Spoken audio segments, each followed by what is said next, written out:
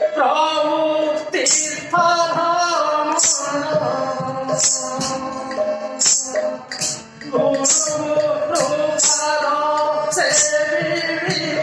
সেবিবি হস্তে করিবি নয়ন যুগলে দেখিবি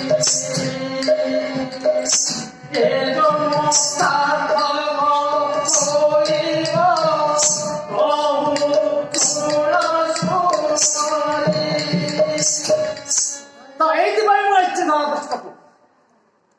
সেই সুগাল দম্পতি চিন্তা কলে চরণ যুগলে করিবি প্রভু তীর্থ ভ্রমণ গুরু গুরুপাদ সেবিবি হস্তে করিবি দান নয়ন যুগলে দেখিবি তব দিব্য মাধুরী যে জন্ম সার্থক করিবি। তো এইথিপাই ମୁଁ ଧରାପୃଷ୍ଠକୁ ଆସିଛି, এইথিপাই ମଣିଷ